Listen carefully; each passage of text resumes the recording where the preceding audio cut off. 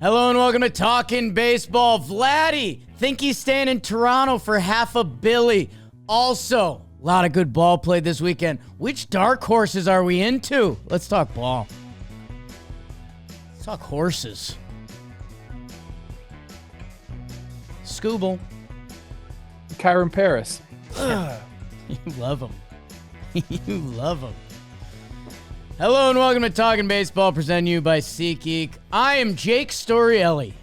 That is Trevor Plouffe, Rob Scirocco producing his butts off as me and him just survived a trip to Chicago that we'll remember forever. Shout out to the good people of Wrigley Field. We'll talk about that a little bit throughout this, and we'll talk about all the good ball that was played this weekend, Trev. Dodgers, Phillies, potential CS preview. Maybe Cubs, Padres are saying the same dang thing. Trev, how is your torpedo bat? World Series matchup, San Francisco, Seattle. Is that what everyone's saying? Hey now. There was some good ball being played. Weekend was great. The weather's turning here. It's beautiful. Like I got to wear sunscreen now. Was at the yard all day yesterday with my youth team. I told you before the show. One of our kids, nicest kid out there, started like hyperventilating. He was real nervous before the game. And I was like, hey, just hang out and chill a little bit. And his dad was like, put him in. Yeah. So like I had to deal with that. But he ended up doing well. Really? So his dad was right. You gonna learn today. That's just coaching for you, you know? Good coaching. You're learning. By you. Yeah, you can still, that's good. Good coaching, Trev. Glad you're. And I did see it in the comments last episode that now you're calling me coach a lot more. So I guess this is just a coaching podcast. Coach is the term of endearment, people. Okay, you don't have to really be a coach. Man, I'll leak it throughout the episode a little bit, but yeah, if you have no idea, me, Rob, and a couple other JM people, flights got canceled before Chicago, so we drove out there. If you listen to the last episode, you heard us at our peak fatigue, missing 2 bags of technology. But after that, we went to Cubs opening day, and it was incredible. And the Cubs kind of hook it up, and Marquee, the network out there, and it's just an amazing baseball town and an amazing series. Cubs Padres, man, it was pretty cool. Dapped up Jameson Taillon before the game, Trev, an early Talkin' Baseball interview. And he was like, we did the normal stuff. Hey, how are you? Go Cubs, go. It was their 4th opening day, so he was like, dude, we've seen all the fireworks and introductions and all of it. But he also, and this will get Cubs fans a little hype. At the end of the combo, he was like, yeah, kind of want to give these Padres their first loss. And I was like, okay, let's go. Let's go. So sorry, Padres fans. Although they were having a blast at Wrigley, too. It really was a special weekend. And there's a lot of ball to talk about, Trev. So I think we get into it. And we're getting into it with your friends at Skims, the kind of your neighborhood. Let's talk about comfort where it matters most, your underwear. Yep. Skims, the official underwear partner of the NBA, WNBA, USA Basketball, and known for revolutionizing shapewear, has now launched a line of men's underwear about to change your daily routine. Skims offers 3 distinct fabric blends, each designed with your needs in mind. Cotton blends provide lasting comfort for everyday wear, while the stretch fabric gives you that perfect fit that moves with you. And for the fitness enthusiasts, hello, the sport fabric wicks away sweat and offers light compression for your workout. Shop Skims Men's at skims.com. Let them know we sent you after you place your order. Select podcast in the survey and select our show in the drop-down menu that follows. Trev, these are your friends. I'm wearing them right now. I wear the cotton ones. I have them all, but I honestly would recommend these underwear. I've said that on the show before. I wear them, and I've totally switched from what I used to wear. Let's see that thing. Let's see that. You really want to see him? The logo is very, it's not like a big flashy logo, which I'll show them. Okay. While Trev shows that off, Bobby, why don't you kick off the music? And oh man, that wasn't a sad trail. Let's that's lucky for the YouTube. That's why you should watch this on YouTube, people. Let's do some American League. Oh, and look at this. The Minnesota Twins, Trevor. Hey now. They hosted the Houston Astros. Man, they lost the first game. Hunter Brown looked good on the bump. Christian Walker and Brendan Rodgers. It felt like everyone was worried about him kicking into gear with Houston. He's had a couple big games for them. But the Twins bounced back. Jose Miranda and the Minnesota Moose have a nice day at the ballpark. Bailey Ober, the nightmare. But Trev, this final game, Twins get a big lead at 7-1. We had it. Oh, no. We've got an error from Willie Castro. The Astros chip away. Yordan with the 2-run game-tying homer. And then they win it in extras. We've got a double steal. Astros take the series, Trev.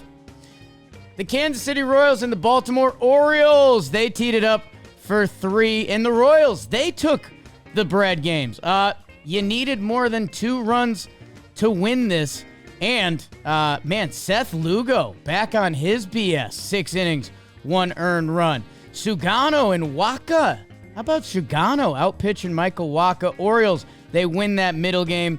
Jackson Holiday, 3-hit day at the office. Tyler O'Neill in the swing of things early. But the Royals get it done on getaway day. Bobby Witt, triple. Chris Bubich out of the pen from last year and shoving this year. 6.21 earnies. Texas Rangers, we might do some teams that we're buying stock on or sleepers. I tried to throw the Rangers out there. Trev said no one's sleeping on them. And they just swept the Tampa Bay Rays. A lot of close games. Tyler popped a molly. I'm sweating. He's back. 5 innings clean. The Rays get to DeGrom, but it's not enough to win that game. Wyatt Langford with the big homer late to win that one. And then give Heim some time. Jonah Heim with the walk-off sack flying game 3. Tons of walk-offs this weekend, especially Sunday. Guardians and Angels. Trev is hot to trot on this series if you didn't hear the Kyron Paris shout-out at the start. Guardians, hey, that first game, Jose Ramirez with the error, you probably remember that. Or you might remember the 3 homers. He went nuts in this series. But so did Mike Trout. This Mike Trout hype train has left the station for this season. He keeps homering. Logan O'Hoppe. Luis L. Ortiz versus Tyler Anderson. That's a sneaky little talking baseball matchup to wrap it up. Jorge Soler homers in that last game, and Kyron Paris, as you well know at this point. Halos. Is Trev in? I'll tell you who we're both out on. The White Sox. The Tigers swept them 7-4, 7-2 for Tree, including in that final game a walk-off. Don't forget the Kerry Carpenter at bat that led to Torkelson getting it done, and Torkelson's been getting it done. If you were in on the Tigers this year, I don't know if he was a part of the formula. He is now. He looks really good. Jack Flaherty with a good start. Trev's guy. Riley Green. Javi Baez, the shortstop center fielder, knocking it around the yard. And our final AL series, you might have seen it on Sunday Night Baseball. Yikes. The Boston Red Sox offense. Oh, my God, kid. Wicked pissa. Cards thought they were going to get game 1 of the doubleheader. They did not. The Red Sox rally. Go look at... Wheeler Abreu cannot stop if he wanted to. Trevor Story looks good. Oh, yeah. And Devers and Bregman combined. What is that? That's 8 for 9 in the last game. So, Sox offense clicked. Sorry, St. Louis. That's what happened in the American Bundesliga. I've been trying to tell everyone about Wheeler Abreu. Thank you for finally listening. We'll get into more of that. Wheeler. I love it. He's like a good Oswaldo Arcia. He's thick. He Remember him back in the day? Nice outfield assist this weekend. It was one of those he was pretty Dude, he hammered that thing. He did. It's one of those outfield throws like when you see how close he was to the infield, but still he yammed it. I would say he's a little running start, but that's still like the equivalent of throwing like in the hole from shortstop to first base, probably a little bit longer than that. And that thing was on a rope. This will be pathetic as I set you up for the standings, but that was a classic Storielli high school outfield assist. I would just charge the ball as hard as I could. So my throw would come from basically the shallow outfield. It's like, wow, what a throw. And it's like, well, that was 71 miles per hour. Trev, give us the standings. Okay. I'll let you have that one. Thank you. In the American League, the Yankees on top of the AL East, 6-3. Boston right behind 6-4. Toronto at 500, 5-5. My Tampa Bay Rays 4-5, and Baltimore at 4-6. So they're all jumbled up there in the East. Same thing kind of in the Central, although those White Sox, oh my goodness. 5-4 for Detroit on top of the division. They're the only team above 500. Kansas City 4-5. Cleveland and Minnesota both 3-6. And Chicago doing Chicago things, 2-7 on the bottom of the division. Twins are way ahead of them, aren't they? In the West, this is why the Rangers are not a sleeper team. They won the World Series in 2023. Okay. People were all over them. They're not a sleeper, not a dark horse. 8-2 at the top of the division. Then my Angels, 6-3. Those are the two teams over 500. Houston 4-5. The Athletics 4-6. And then Seattle, who actually picked to win the division, sitting at 3-7. And those are the standings in the American League. Ran into that buzzsaw in San Francisco. You mentioned World Series preview. Trev, thank you for that. It is funny because they ended up facing the New York Metropolitans, which we're going to talk about them and their pitching coming up. Vladdy Guerrero Jr. And Trev, I'm going to give ourselves some pats on the back here. Actually, I'm going to give you some credit. He gets the extension done. It's over. I kept saying this is going to be one of the storylines of this season, and can they keep Vladdy, and they need a big first half to try to hold on. No, he just needed half a billy. 14 years, $500 million to Vlad Guerrero Jr.'s, well, I was going to say Vlad Guerrero Sr.'s son, who's setting his own MLB career. And, hey, shout out to anyone who ever gets that kind of money in their lifetime. Trev, I couldn't help but laughing. You and me, and I might have Robbie dig up the clip. When you were in town, I think it was for Ball and Play weekend, you and me were at the bar of the hotel, and we were talking Vladdy, and I gave the speech of, I was like, dude, he's made it to the final year. He's going to hit free agency. And you said, no, man, everyone has a number. Like, you just got to hit it. And the number you put out was 500 mil, and I took a second from my old fashioned, and I was like, yeah, 500 million, that's got to be it. And that's literally what it is. Look, anyone that says they have a deadline and we're not going to talk during the season is lying. Like, that's just a negotiating tactic to try to get it done sooner. But, like, these two sides, if the two sides are willing to tango, the conversations will linger on to the season. Behind closed doors, they'll try to keep it out of the media as best as possible. But, yeah, I mean, everyone has their number. This is a huge number for him. I believe, quick math, 37.5 AAV over those years. No deferred money. That's what we know. And I'm happy for Vladdy. These couple Dominican dudes going north of the border in Canada and making careers for themselves, him and his dad. That's awesome. That's baseball right there. That's baseball. I love that. And Vladdy, you know, for all the talk that we've had about Vladdy, and hey, man, and we said this on the show. We're like, hey, maybe Vladdy's like an 810 OPS guy. Maybe that's what he is, and that's a fine major league player. Maybe he's not an upper echelon type hitter who's going to make $500 million. Then he had the season that he had last year, 940 OPS.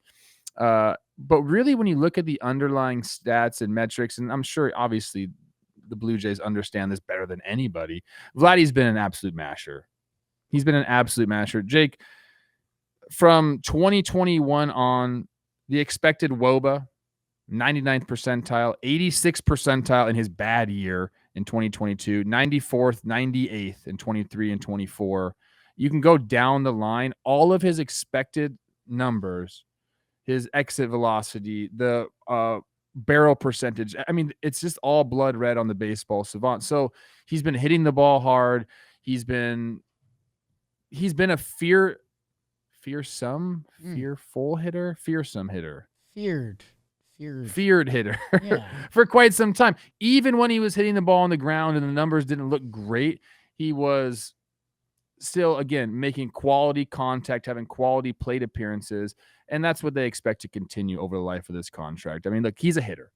I know he's won a Gold Glove at first base, but we're focused on Vladdy continuing to square at balls, continuing to just hit the crap out of them, and that's what they're going to get. So 14 years, man. Yeah. 14 years is a long, long time. Sure is. But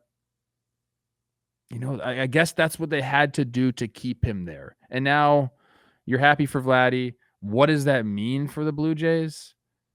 I'm actually not quite sure what that means for the Blue Jays. I mean, they have a team. We've talked about this for quite some time on this program. They've assembled a team that thought was going to work. It hasn't necessarily worked out perfectly for them. But again, they've made adjustments. Andres Jimenez is now there, and maybe he's kind of like, you got Vladdy over there at first base. Jimenez is going to play shortstop more than likely following this year if Bichette isn't back. Like, there's a lot of things to like about this team, and I mean, they get the job done. And they've taken big swings in the free agent market. Huge swings haven't come up. Soto, Ohtani, we hear it all the time. But this is one way to get a marquee player, and it's just keeping them there, offering him 14 for 500. Yeah, and couple things. You mentioned Alejandro Kirk. They also they extended him, so that's part of their core. Let's see what goes on with some of these young guys. That, hey, Alan Roden, Will Wagner getting some run early, and they look solid. Like, hey, let's see. Andres Jimenez currently hitting a lot. I know everyone's skeptical, but hey, Toronto's a nice place to hit. Maybe they saw something in him that works, or like you said, the money he's about to start making, maybe that's their Bichette insurance plan that he could. I don't doubt that guy could play shortstop at all. That they have attacked this, and even when you look at the rotation, I mean, Max Scherzer got banged up, but like Chris Bassett was a free agent they brought in. Kevin Gossman got paid real money. Barrios they locked up. So this franchise they've put their best foot forward, and one of my bigger head tilt moments of Vladdy's free agency, because I've been hammering the table, like, if you can get the guy to sign there, you do it. And then we started talking some numbers and how crazy does it get, and are Steve Cohen and the Mets in, and they just buy every player. And how about the Mets fans giving it up for Vladdy in his first at-bat this week? And that is, talk about a fan base that has made the turn. I mean, we see it with Jolly every day and the punk he's turned into. But these Mets fans, I love it. I doubt that had too much. I think the $500 million was the final decision make.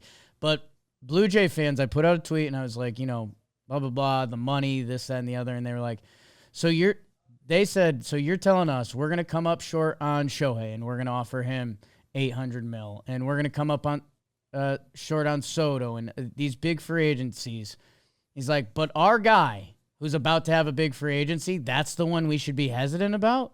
Screw it. And they did. And they have him, and you have a cornerstone piece. And yeah, 14 years is daunting, and I don't know what years 11 through 14 are going to look like. But also, yes, you do. I don't. It's going to be thick. It's going to be thick. Yeah. But hey, I mean, look, Marcell Ozuna has loved DHing. Anyways, hey, with Soto and his contract, and we did right field, and Soto doesn't play great defense, blah, blah, blah. Hey, at first base, where Vladdy has shown signs of sticking, like, that's a position you can stick a little longer, that if you're worried about moving him to DH, like, it's just one less thing. But also, who cares? He's on the team. He's going to hit a lot. I know this isn't really how we should judge, but it is, a big part of me and Trev's games. The body looks good. Like, it looks like he's growing up a little bit. And sometimes we forget. We got introduced to Vladdy at 19, 20. He's 26 now. So, like, this guy is going to become more of a man, an adult, and a leader. How could you not love it for Toronto?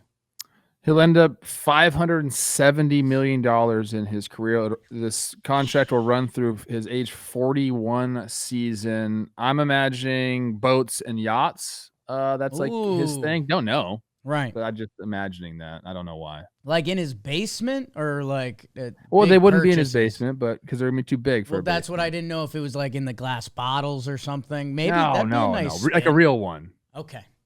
Yeah. Okay. God. So S- Did find a clip from February 21st. Trev said Vladdy's 600 bill. Okay.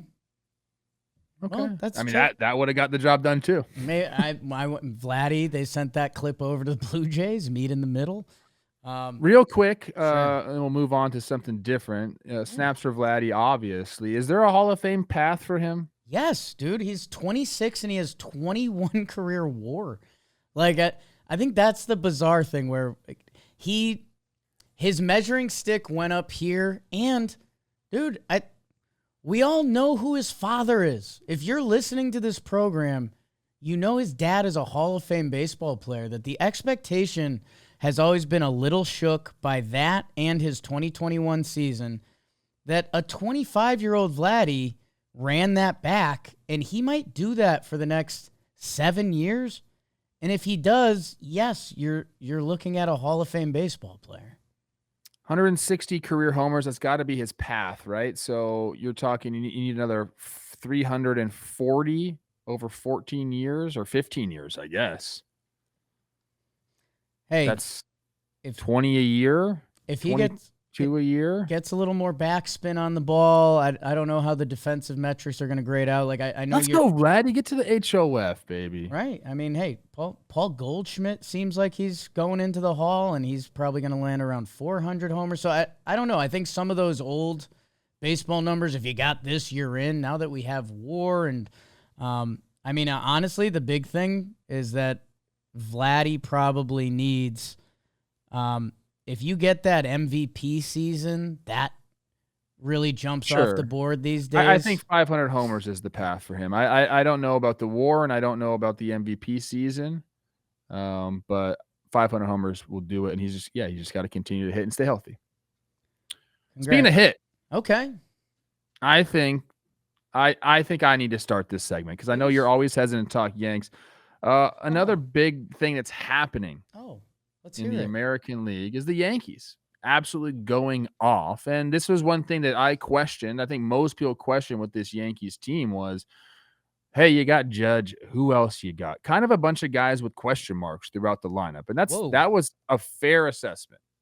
Okay, you got Jazz Chisholm, and was he good for the Yankees last year? Sure, but I don't think he's really known as a banger, middle of lineup guy. You had Austin Wells come up and do pretty well last year, but sophomore campaign, what's that going to look like? What is Anthony Volpe as a baseball player? We like him as a shortstop. He's definitely a valuable baseball player, but what does that mean offensively? What's Jason Dominguez going to look like? And they've just really answered all of our questions right now. Not to mention a guy like Trent Grisham absolutely tearing the cover off the ball, made one mechanical adjustment, opened his stance up, and now all of a sudden he's just banging the ball. Sometimes that's all it takes. He's feeling it. Ben Rice has been great. We got a bunch of guys one dotting on this team. Ben Rice, Aaron Judge, Trent Grisham, and Volpe are one dotting it. Oswald Peraza only in, 11 AB, so you won't count that one. But Jazz is a 9 OPS. You guys are just absolutely tearing the cover off the ball. And if we're talking about team hitting statistics, Yankees are a 950 OPS. The next closest team to them is this right? The St. Louis Cardinals? Cardinals At 862? Cardinals have some teams hit. I think they have 10 hits in each game.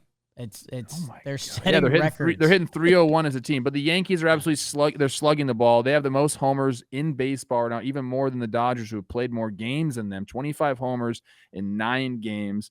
Is it the torpedo bat? A little bit, actually. But they're putting together good swings. And I guess I'll dish it to you. What's been the biggest difference? Is it just like confidence? Like, has there been something that sparked this? It's all torpedo bats. No. And Trev, I need you to do a video on bat technology because I've seen a couple more crazy ones around the league this week. And I saw someone who had like a crazy design at the top of their bat. No, man. And hey, Cubs are starting to click. Red Sox, big weekend. Cardinals can't stop hitting. The Yankees are mashing. And it was our whole speed. They're athletic. These Yankees are going to play ball differently. they are mauling off the lesser pitchers. The Yankees on opening day, before torpedo bats became a thing, Freddie Peralta dealt with them pretty good. Zach Gallen had a 13 strikeout day against the Yankees. Corbin Burns, the Yankees got 2 of their runs off him off error from Naylor. So there is a little bit of like, hey, let's see where else this goes. That being said, I mean, what else could you ask for? And I think for me, the big ones are, well, Aaron Judge, everyone knows. And if you really don't, and you just, like, he gets kind of lumped with Shohei, and in a way that's insane because no one should be lumped with Shohei. He deserves to be. He has the same, in the same amount of games, 1,000 games of Yankee baseball, him and Babe Ruth had the same amount of home runs. 321 or whatever. Babe Ruth. Like, the guy, when you go look at his baseball reference, you're like, that's never going to happen again. So it starts with Judgy, if we're just being completely honest, and he has 6 home runs. Like, if you swapped him out with another right fielder that had 2 home runs, which would be a good start to the season, those numbers start to move a little bit. For me, it then becomes the young guys. It's the lifeblood of every team. And when you start looking around and the Cardinals are having a hot start, it's like, well, a couple of their young guys are clicking. And even the Cubs, every team in the league, Jackson Merrill for the Padres, the young guys coming up and being a part of it. Like, why do you think the A's have made a turn? How many free agent hitters have the A's brought in? None. Well, that was a couple moons ago, Trev. Why are we... For the Yankees, Anthony Volpe, Trev, you've seen me and Jimmy have to bite our tongues. We want to believe in that kid so badly. His dad is a WFAN Yankee fan. Met him at the airport, about my height. Couldn't love a guy more. Anthony Volpe, the prince who was promised at shortstop, he's been one of the worst hitters the past 2 years. We're not able to step in front of our Talkin' Yanks microphone and be like, I think Volpe's going to have an 850 OPS this year. No, he's been one of the worst hitters in baseball. He's shown signs. He had a really nice postseason. He's had good stretches that maybe he's gotten older. Maybe, 23's turning into 24. Austin Wells, like you said, he finished top 3 of Rookie of the Year. You could dream on that. Ben Rice, circle the name for me. He has minor league stats that if he was a first-round pick, you'd be like, whoa, watch out for this guy. He did the classic. He put on 10, 15 pounds of muscle. The exit velos and swing speed stuff are in a very real place that, hey, Trent Grisham probably going to come back down to earth, if we're being honest about it. I think Jazz is great, and his goal this year was to win the Silver Slugger at second base. I don't have him as a 9 OPS guy. Jason Dominguez, the Martian, when I'm doing my whole young guy speech, that guy's a legit prospect who's done stuff at the major league level that I think the young guys, it's the young guys and Judge. Judge is going to hit at a historic level. What are the young guys going to bring? Because I kind of know Belly. I kind of know Jazz. I kind of know Goldie. What are the young guys truly going to be? So that's a lot of Yanks talk. All right. But I do want to say this.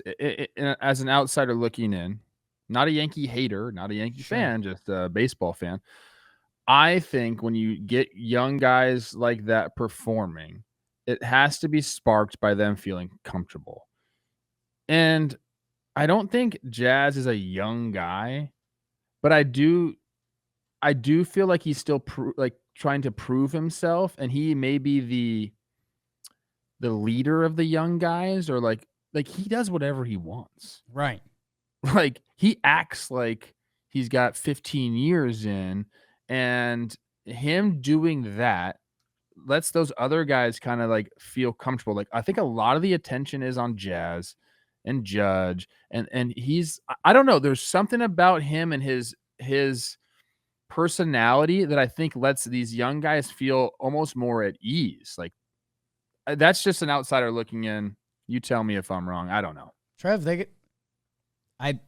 this isn't the reason you hit home runs, but guys have beards. The Martian is wearing a yellow alien belt. That's not your father's Yankees. Jazz, I mean, he's covered in anime. Like, he's turning into an anime character on the field. Those are just like, yes, like literally peas in a pod. that, yeah, maybe for some Austin Wells, are you competing with Jose Trevino for the catcher's job? No, you got it, kid.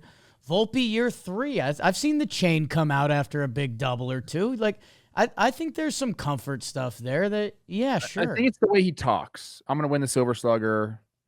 I'm going to do all these things. The confidence rubs off. I think that's more where I'm going with it. So, kudos to Jazz, man. I think, again, he was one of the question marks. What's he going to be? How is he going to fit in the Yankees? It's been perfect. So, I think the opposing starter does matter a lot too. And hey, they've been knocking around the bad starters, which has been ruining bullpens. That's what you're supposed to do. Right. People can't get mad at that. It's what you're supposed to do. Not mad at it. But I'm wondering the conversation later this week when they play the Tigers, who their games got moved up because of cold. And they're going to see Skubal and Flaherty, and Casey Mize too, and the Tigers bullpen. And then San Francisco, like Robbie Ray, Hickson, Webb, Lugo, Waka, Bubic coming up. So how could you not be happy with this? How could you not be happy with the start, but also there's going to be another side to the coin. It's just where does it land? Can they be the Cardinals? Speaking of the Cardinals. Oh. Okay. I think this is a fun one to talk about because we have some teams, that we almost dismiss. We don't dismiss teams during TPPs, but we do rank them and we do decide if they're going to go over under. We do make our playoff predictions, who's going to be in, who's going to be out. So I think my question to you here will be, who is your favorite dark horse team that started the season off kind of hot? I told you can't use the Rangers. Yeah. They were like a lot of people's World Series team. Right.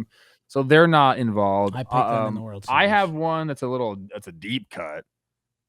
Do you have a dark horse team? And you can include Giants. I think Blue Jays are in there. I don't think the Red Sox necessarily can be, but maybe you can convince me. Do you have one? How about I have a layup and a half not layup. The listeners of this show know that I have developed a slight crush on the San Francisco Giants. I've called them my dirty little secret. They are dirty.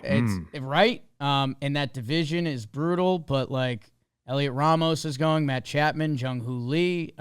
How could you not love Willy Adames? But the bigger thing for me was a lot of these rotations to start the year. I'm looking around the league and, the Yanks were scrambling to put together 5. And like every team by the end of the year, you're running out of pitchers. When I saw the start of the season and my Giants sent down Kyle Harrison, Keaton Wynn, and Tristan Beck are down right now. Like those are 3 guys that are MLB pitchers that for me, it was just a little bit of an eye opener. Like, wait, if these Giants can pitch like that and maybe have some good competition, Landon Roop makes the rotation instead of those other guys. I like a lot of the names I know in their bullpen. Hayden Show Me Your Bird Song was my guy. He's currently in the pen. That if that Giants offense and defense is enough, and hey, I have the advantage of saying they're off to an 8-1 start right now, but that division is brutal. But I really liked all of that. And then if you really wanted the hot take, it would be the formerly the Oakland Athletics, excuse me. It is a hot take. They've got a couple more hit. Nick Kurtz is killing it in the minor leagues, that he might get called up soon. That everything I said about young talent for the Yankees and every other team, they've got it. Tyler Soderstrom is going nuts. That Jacob Wilson's put together a couple big games. That there's a lot of young, really good talent on the field. I don't believe in it coming together for this year where the Giants, they have some vets, but that would be my less sexy, more sexy ones. Just Bay Area hype rap video right there. Or do they still count as Bay Area? I think Sacramento's like it's not Bay, it's Bay adjacent. Okay. Like the hyphy rap movement is definitely in Sacramento. Dude, Willy Adames posted his first walk-off, and he put it to some Bay Area music, and I gotta tell you, I was like, hey, Noodle, don't look over here.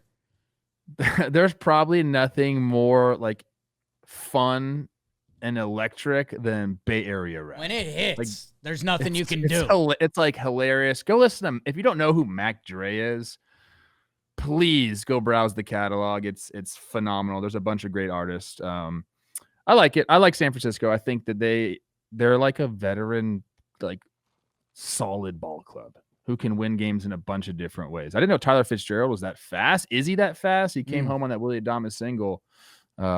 He looked really good. But yeah, they have a bunch of good players. I'm going to go with another deep cut.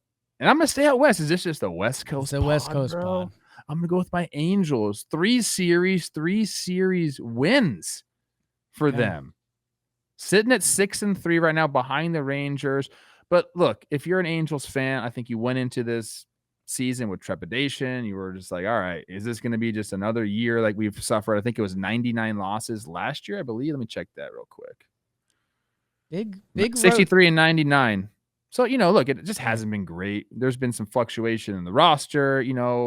Is Mike Trout going to be healthy? He's healthy. He's playing. He hasn't really done a lot this year. He's hit some homers, but it's been other guys. It's been my guy Kyron Paris out there. I like a guy that can go second base into center field. Like I love that. Yeah. He's also banging the ball around. Logan O'Hoppe looks like the real deal. Are we like in the golden age of catchers offensively?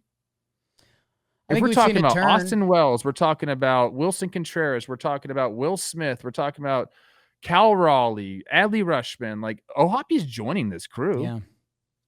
I missed somebody. I know I did. I'm sorry, Always. JT Realmuto. But like, I think right now catching, I just had that thought in my head. I really haven't put the whole thought together, but into that. And they've gotten some pitching too, like Jack Kohanowitz. Like, are we in on this guy? 11 innings pitched to a 3.27. We know what Soriano can do. Kyle Hendricks has actually had a good start. Like, is this sustainable? I don't know. But right now it's fun. 3 series wins. Maybe Ron Washington's just tapped into a little something there, and we might go on a little run here. I didn't ever say this. Never mind. I was going to say they might be in contention. I never said that. Yeah. But it's fun right now to start the season. I'll tell you what. Their lineup is a lot of MLB guys, and that's pretty cool. And they're even missing our guy Neto right now. The pitching, it's tough to look at that and say that's going to hold up. But I'll tell you, Ben Joyce to Ken Lee, and you have another guy or two in the bullpen, we can work with that. So I wanted to go into Ben Joyce. I'm like, okay, this guy hasn't even given up a run yet. It's been 4 innings, only one unearned run. He's only struck out 1 hitter in 4 innings. I don't understand that. But okay. Seeing Reed Detmers and Ian Anderson in that bullpen, that'll give you a jump scare. Trev, the fact you wanted to say that is fantastic. The Angels have hurt me too much in previous years, and last year I gave them the Ron Washington. He has an crazy managerial record and all of that. Hey, maybe it was a year late, but I can't let myself go there. Kyron Paris is like top 6 in WAR for baseball right now. I will say this. I'm looking right now at the baseball reference page. 12 people listed, top 12 players. Mike Trout isn't one of them. Okay. So, like, Mike Trout comes on, bang, bang, bang, first place, AL West. All right. They're trying to, the mayor of Anaheim wants them to be the Anaheim Angels again. Yes. It's on the streets. Yes. I'm open to that change. The LA thing in the name clearly didn't seem to do anything. I don't know. That's why I don't make those decisions. But the decision I do make every day is I put on my Shady Rays. Shady Rays, sunglasses. Trev told you at the start of the show, the weather's turning. That means the sun is out more. That means you got to protect your eye holes with Shady Rays. They're an independent sunglasses company offering a world-class product rated 5 stars by over 300,000 people. They've been a partner with us for a bunch of years now. They're huge in our warehouse. We just had our Blitzball Battle 6 premiere last night. If you haven't checked that out, you should. They made matching glasses for each team. Trev's Forgotten Rotten. I've got my baggage ones right here with the matching hat. Whoops. Sorry about you. They have whatever you're looking for. Go to Shady Rays. Lost or broken replacement guarantee. If you don't love your shades, you can exchange for a new pair or return worry-free for 30 days. Go to ShadyRays.com. Use code TALKIN for 35% off your next pair of polarized sunglasses. That's code TALKIN at ShadyRays.com. Go get yours now. Should we do a little NL?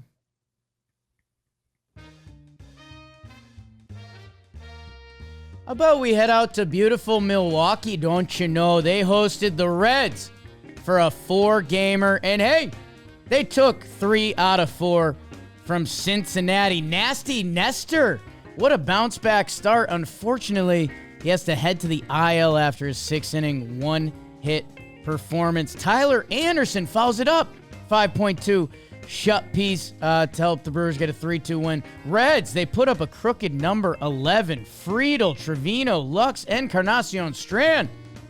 But in Brewers fashion, they take 3 out of 4. Jackson Chourio, might hear more about him later. The kid with a 2-homer game. Yo.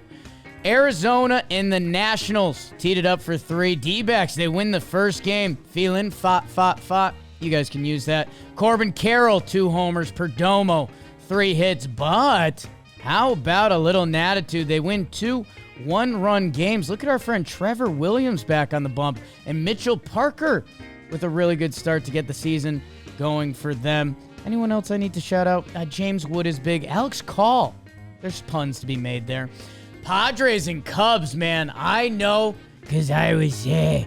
Wrigley Field, baby. Go Cubs, go. 3-1 win on opening day. Shota Imanaga shoved for 7.1. They followed it up the next day. They got my guy Piv. I kept flaunting him how much I loved the signing.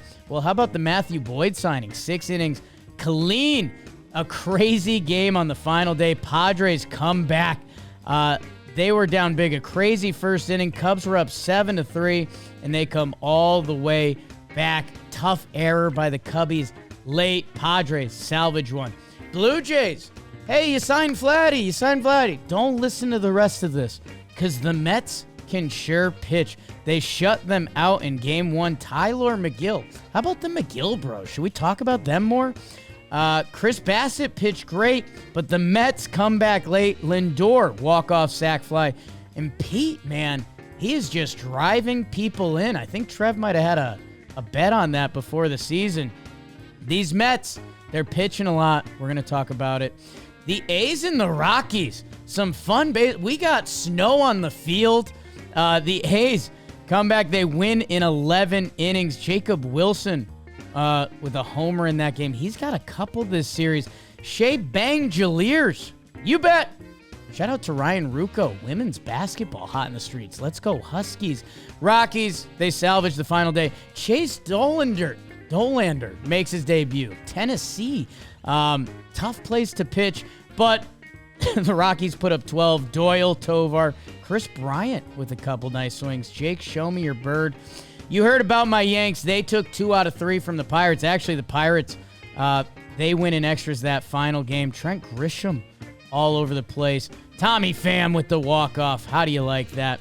Mariners, Giants. Trev mentioned World Series preview. We've got another Luis Castillo for Seattle. There's 2 of them now. Mark that down. Giants win a crazy one, 10-9 in 11. I mentioned the Willie Adames walk-off. Go check out his Instagram. They walk him off on the final game, too. Wilmer Flores, what a start to the season. I'm telling you, these Giants, they're stock to be had. Man, the Mariners hit a little bit, too. Tough. Giants playing great baseball. Dodgers, Phillies. Speaking of great baseball, Phillies hand the Dodgers their first loss. Yamamoto and Luzardo in game 1. Yum. Dodgers bounce back. Roki Sasaki looked like he figured some things out after that bounce back. Dude, this series, look at the pitching matchups. Glasnow, Sanchez. Glasnow struggling with the weather. Sanchez struggling with Teoscar. Absolute bloodbath back and forth game. Castellanos with a deep drive to left. Phillies, they end up winning the series against the big bad Dodgers. And hey, Braves Marlins, they split 2 because the final game got postponed. If you got shut out, you lost. Braves 10-0, Marlins 4-0. That's what happened in the National League. Get off me, ball. You're crushing it. Get off I got me. the standings if you want them. In the National League East, the Philadelphia Phillies are sitting at 7-2, 1 game ahead of the New York Mets, who are 6-3. Miami, okay, over 500, 5-4. Washington, 3-6, and Atlanta got that 1 win, but they also got 8 losses, 1-8 at the bottom of the barrel. In the Central, the Cubbies, 7-5 ahead of the Brew Crew, who are 5-5. The Cardinals, 4-5.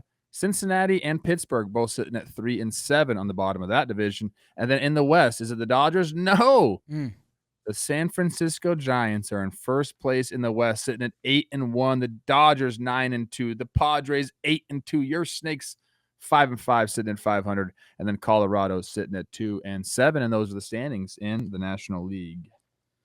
Great stuff, Coach. In the National League, where do we want to hop, Trev? I mean, Dodgers Phillies is these are the two favorites, I think, in the National League, especially. I mean, crazy, because I think we both kind of felt the Braves were going to be there, and after a week and a half, are we ready to say it's the Phillies again? But after this showing this weekend, it's tough to argue against it. Yeah, I mean, the National League is absolutely stacked. I think both of us probably had the Dodgers and then the Phillies. And then, yeah, there was a bunch of teams jumbled up. We thought the Braves could have a bounce-back year. Obviously, I didn't pick the Mets to make the playoffs, but the Mets were obviously in discussion. Padres were there. A lot of teams, right? But I do believe this is kind of the marquee matchup right now in the National League, Dodgers, Phillies. And this series, I mean, kind of had it all. We can go into it a little bit. Sasaki gets his start there. I believe he only goes 4 1/3, if that was the line, but looked better. The command was there. The splitter was absolutely filthy. You saw some of the swings and misses by some of those Phillies hitters. It's just the pitch. Again, I've said this many times. You just don't see it that often in the big leagues. And I also think that a Japanese splitter is different than like maybe an American splitter is. Okay. Don't have a lot of research on that, but the eyeball test will tell you that. Just so much more depth, and it's that pitch is filthy. He's gonna figure it out. Sasaki's stuff is too good. Again, he looked better in this game, but there's still a lot more in the tank there. I have one question for Dodgers fans. Okay. In that first game, I believe his runners on second and third, and Stott hits the ground ball past Mookie. So the infield's in there, gets past Mookie, then it's first and third, and then they're not playing double play depth. So Stott ends up taking off. I don't know if it was a hit and run or not, but ground ball to second base and another run scores. It's like, if you're in, you can kind of have the decision. At that point, it was 2-0. Like, you can have a decision whether to go home or not, or turn the double play, and they just were back and let the run score. I'm not really sure about. There's been a lot of defensive positioning that I'm like not a fan of in the big leagues, but Luzardo was great. I think my biggest takeaway here is the matchups in this are so good, and we saw both these managers really try to outmanage each other, which is fun.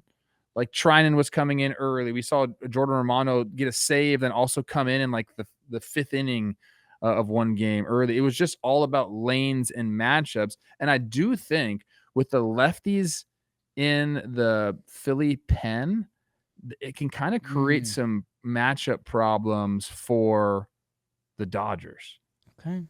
I just think these two teams really match up well against each other. And I think baseball will be so lucky to have this as like the NLCS. Not discounting all these other teams. And what about our team? It's like, I just think this is good baseball. No, I agree. It's a different brand of baseball. Like, there's a lot of teams you like and can do it for a weekend, as we're hyping up the Angels earlier in this episode. Hey, 3 series in a row. But this was different. This is a different level. And yeah, you start daydreaming playoffs, and if the Phillies could keep this rotation healthy, guys kick into the bullpen, like, because right now that Dodgers bullpen almost feels illegal, although they gotten to just enough this series for the Phillies to win. That Phillies bullpen can look horrifying. That it's every spot in the lineup, and even the Dodgers, who they just put Snell on the IL. So let's see how that goes down. And we're going to talk at some point in the Ohtani throwing program, because that's been one of the fun conversations in baseball. Probably not today. But this is just different, man. Teoscar in right field makes a great defensive play, doubling up Stott. That it's like, when do we talk about Teoscar Hernandez's defense? And in the nicest way, it's not his calling card, but like, you just saw dudes on the field making plays. And if I'm a Dodgers fan, am I asking questions about Andy Pages in center right now? Because he's made a couple field days out there that, what this series might go the other way if he catches that Harper ball. The talent coming out of the bullpen is insane. The talent starting the games is insane. And up and down the lineup, that this series felt different, and especially the undefeated Dodgers going into Philly when we laid out before the year that how important this year is to Philly. They're getting a little older. Philly knows if they want to win this thing this year, they have to beat those guys. So for an early April, messy weather games, this mattered to Philly big time. I think it matters to both teams. You can kind of tell they get up when they're playing each other because they know like these are two quote unquote juggernauts of the sport right now. I loved, so when was that? That was Friday. The strike him out, throw him out to end the game by J2 Realmuto, which is awesome. They had the challenge that they had the City Connects on, replay comes in, boom, he's out, game over. Before that, he also threw out Shohei. I believe it was first and third, 2 outs, and Mookie's up to bat. And Shohei, who stole bases at like over a 90% clip last year, just gets absolutely lasered by Realmuto. It's an interesting time to steal, if I'm being honest, right there. Don't love it from Shohei. But again, it's just all these little situations made for some really good baseball. And you're right, like Dodgers come in undefeated. Philly's like, all right, let's go take care of business. They win 2 out of 3. Beautiful, beautiful baseball. This is a dumb comment. Trey Turner, I think he made the last throw in one of the games, and he had to really whip it. And I don't know. This is just a lazy reminder. Like, shortstop's so hard to play. Like, I know people have been tough on Trey Turner. I was like, wow, that's a missile. To make that throw is crazy. And this is a dumb one, but I've got a theory forming. Michael Conforto, who's been going nuts for the Dodgers, and when the Dodgers signed him, we all did a head tilt like, oh, shoot. The Dodgers moved on from Gavin Lux after he had a 900 OPS in the second half of last season, and the Dodgers can do whatever the hell they want. And that kind of got a head tilt out of me that they brought in Conforto for $17 million. Maybe a new shoulder theory forming. Conforto, Cody Bellinger. Conforto looks back to that guy on the Mets, that he was a problem, and that if the Dodgers casually added that for 1 year, $17 million, I don't know. If you're a fantasy baseball player, go out and get your Conforto on, because it's the stats obviously make this seem obvious. He looks the part. Let's keep it moving. A couple of these teams we're going to be hitting in some of these final segments. So let's get there. And one of ours, we're road dogs, Trev. We are road warriors. And that's brought to you by Best Western. Life's a trip. Make the most of it at bestwestern.com. Quick anecdote, because this is real Best Western. We stayed at the one outside of Wrigley. Incredible. If you're going, like, you should 1,000% stay there. Walking distance to the stadium. Beautiful rooms. Also on our chaotic road trip where we were in survival mode, 3:30 a.m. we pull off the road. We're in the middle of Pennsylvania bum bleep. You can figure out that for another reason. It's one of those, it's so late in this bum bleep town that the McDonald's is closed, the gas stations are closed. The only place that was open, Best Western. Let us in, let us use the bathroom. Trev, you would have pissed your pants because, like, this tough guy was working it. And I was like, hey there, we're with John Boy Meat. We're actually doing something with Best Western. Can we use the bathroom? And he was like, please stop talking. Just get out of my Best Western. 8:30 in the morning. So with that, Trev, you've got a road. You have the road warrior. I do. So a guy that gets mentioned quite a bit on this program, Jose Ramirez. You start digging into some of these stats. There's one place in particular that he really, really likes to play. He showcased that with a 3-homer game on Friday night. At that point, it was 9 homers in his last 11 games at Angel Stadium. The dude loves Disneyland, I guess, down there in Anaheim. He loves to play. The career stats are insane. He's played in 28 games, has 99 at-bats, 13 total homers, but he's hitting 313. His on base is 456 and a 707 slug, gets it to a 1.163 down there against the Angels. So I don't know what it is. They actually have a really good spread for teams after the game. They do a good job. It's always, you're going to get some Mexican food down there. You're going to get in and out along with everything else. So maybe he's comfortable there. Maybe it's the hotel. I don't know what it is, but he loves playing at that ballpark. And there's something about that, Jake. When you feel comfortable going into a place, like you just know what's going to happen, then the confidence comes, and then it's just like success begets success. He's absolutely filthy at Angel Stadium. God. How many times has Jose Ramirez gone to the Rock and Roll Hall of Fame? I could see it being 0 or every Thursday night.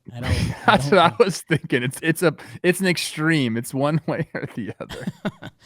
Trev, great Best Western road warrior. Make sure you guys go check out bestwestern.com. Coach, it's that time of the show. Standout performances. Who stood out for you? You know, I don't always do this, Coach. I'm going with a starting pitcher. Atlanta came into this game 0-7, and then our guy, Spencer Schwellenbach, stepped up for them. He goes 8 innings pitched, 2 hits, 10 Ks. You know I love this. No walks. And Peter Moreland's been all over this guy for us, our local Braves reporter. Correspondent. Yeah. Correspondent, whatever you want. This guy's been awesome for them. Like I knew he's been good, but then I started diving into the stats. Last year, 21 games started to a 3.35. This year, he's pitched in 2 games. He's got 14 innings pitched. He's got 3 hits, 1 walk, 14 Ks, no runs. He stepped up when the Braves surely needed it. They're sitting now at 1-8.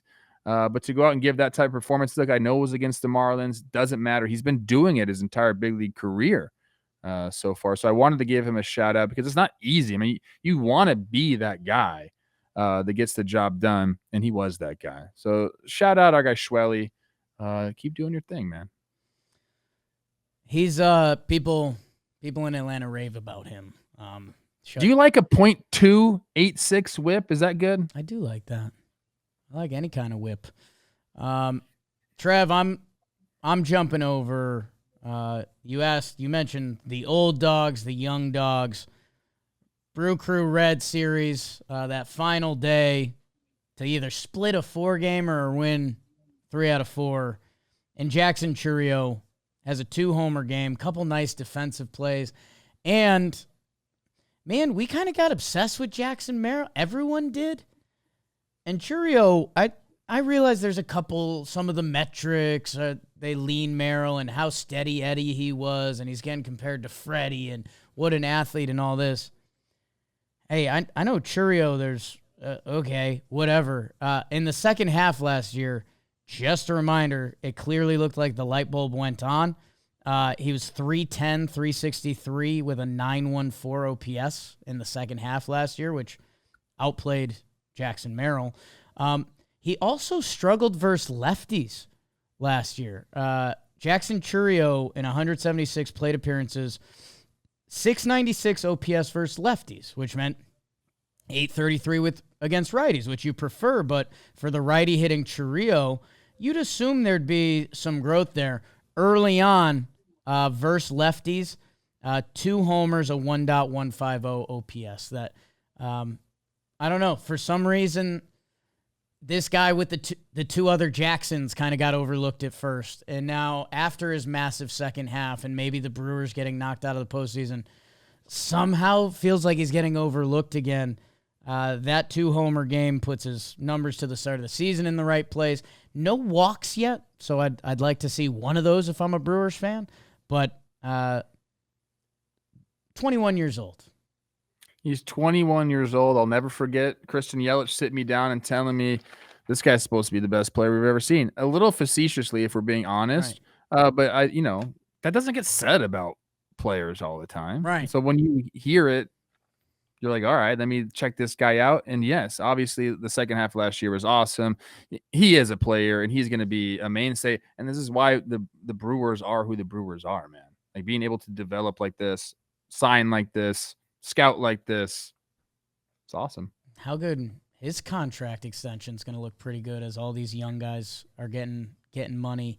8 years, 82, and there's 2 team options on that for 32 and 33. That's 2032, 2033. Jesus. Brewers getting their business done. Trev, I also need to, I don't know if you saw it. They were, your guy, Carl Ravitch was interviewing Christian Campbell on the Sunday night game because it turned into a blowout, so they were just using everything they got. And they were talking about how Cora and sometimes the Red Sox players quiz him on some of the old ball players, Yaz and stuff. And he's like, dude, I was born. He's like, I just be honest with them. I was born in the 2000s. I never seen any of these guys. He's like, guys I grew up watching were like Judge and Yelich. And that was a little stab to my chest. I don't know if you need to forward that to Yelly, maybe motivate. I actually would like to show him that. Motivate that lower back for a day. Trev, let's wrap up the show the best way we know how. Awards. Give me yours. Straight up. I'm gonna call this award the You Know Nothing Jon Snow Award. Nice. Jon Snow really was dumb. Yeah. Really being honest about like his character in that, at least the show portrayal. Like he just made some silly decisions. Thought with his sword a little bit too much, if we're being honest. Oh. You decide which one we're talking about. Okay. But we know nothing. And the collective baseball world knows nothing. Because for the last 2 years, we've said the exact same thing about the Mets. Where's the pitching going to come from? Our guy, Max Manus, threw out probably the worst tweet of the year so far, talking about Clay Holmes, whispers. I'm sure it's still all over the interwebs. Shout out, Max. The internet's a rough place, bro. Last year, what's going to happen? Severino, what? Minaya, what?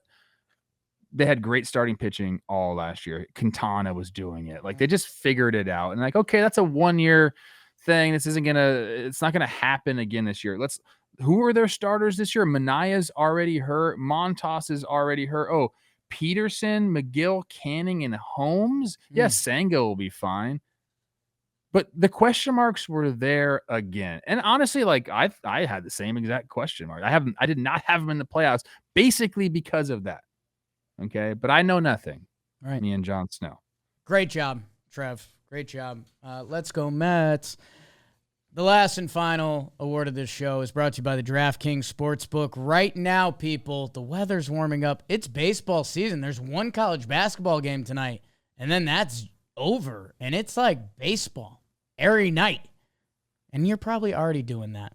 But at the DraftKings Sportsbook, right now, all new customers who bet just $5 will get $150 in bonus bets instantly when you use code JMBaseball. So download the DraftKings Sportsbook app now. New customers use code JMBaseball. Bet just $5 on any wager and get $150 in bonus bets instantly. That's code JMBaseball only at DraftKings Sportsbook. The crown is yours.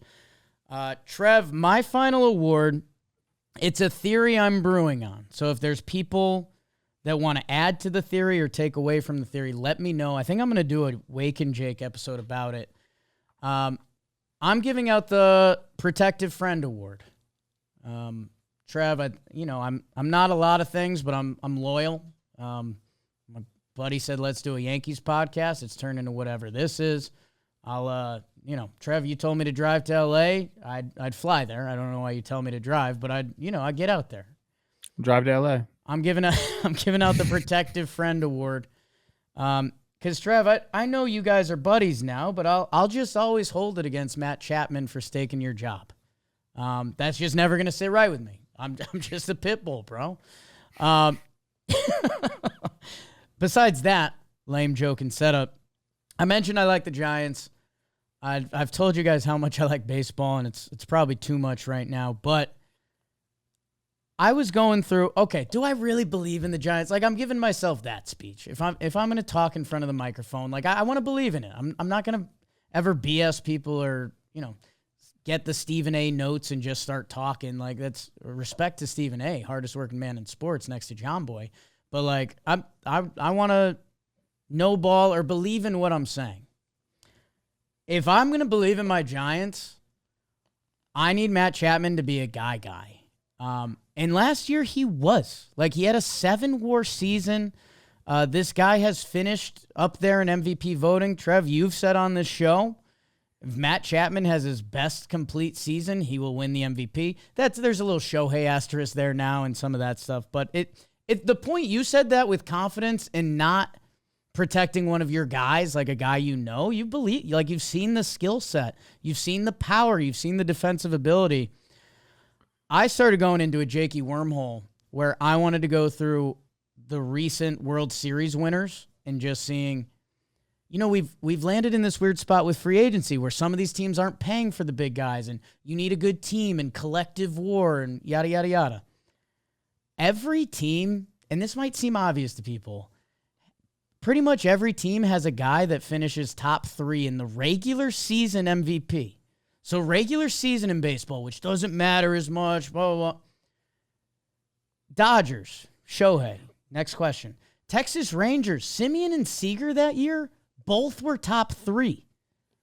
Both were top 3 that year. The Houston Astros, Yordan finished 3rd, Altuve 5th. So the Braves are actually an outlier in this exercise because they got hot towards the end of the season and the bullpen, blah, blah, blah, that whole thing. Dodgers the year before, Mookie had the most WAR. Nationals, Rendon, if you'll forget. The Boston Red Sox, Mookie again. Altuve, World Series or MVP that year. So this probably sounds obvious that you need great players to go to the World Series. But Trev, in a way, the conversation of baseball has taken baby steps away from that. Of like, well, you need the collective, and would you rather have 3 good guys? You need guys who kill it, and not only in the postseason, 5 games, 7 games. You need guys that crush the regular season. And so for my Giants, in this little case study that I've just done, and I do want to do a deeper dive in, there's one guy on that team who can really do it. I know Ramos is balling, and maybe he's setting a different tone. And you can like Jung-Hoo Lee, and you can like Willie. Matt Chapman can give you that 8-WAR 3rd in MVP season that can carry. So if I'm going to believe in my Giants, I kind of need to protect my friend, and I need Matt Chapman to do that. Yeah, you need show ponies. That's the truth, man. You need a guy to follow. You need a leader. And Matt Chapman is that in all facets of the game. We know what he can do defensively. We know that he can do it offensively as well. He's doing it this year, 942 OPS. But I think beyond that, he's just a guy that guys gravitate towards. If you've ever been around him, it's kind of like he's electric without like really trying. Like he just has it. Right. So yeah, I mean, I believed in him from the day that I met him. I was like, this guy is incredible. He's different. And I do agree with you that, as much as we got away from let's go get the big free agent and let's instead of paying this guy $15 million, let's go pay 2 guys league minimum and maybe we can platoon this and get the same more. It's like, no, you need dudes, man. You need guys. And we're seeing that. That's why we're seeing a bunch of these extensions. Teams want players that know like the culture, that can pass on that identity and culture, and they identify these guys and they're signing him, they're swooping him up right now. Chapman going to San Francisco was huge, I think, for their culture. So I agree with you, man. I love him. The MVP is probably out the window now because Shohei is there, and Juan Soto is back, so he's going to be there as well. But I think Shohei is obviously the biggest one. But yeah, top 3 for sure. I like Matt Chapman. Baseball's back, baby. You can watch that final hoops game tonight. But baseball is so hot in the streets. We are going to be back Wednesday, kind of back to regular programming on this show. No trips coming up. Jake sucks. Let's talk ball. Let's yuck ball. Go check the warehouse. Yeah. Rotten versus Ice coming up. Wow. Whoa. Big matchup. Classic warehouse matchup. First time in a while. Cambio. Everyone's disappointed in me. Willie Adames is like mad at me. I'm trying. Matthew.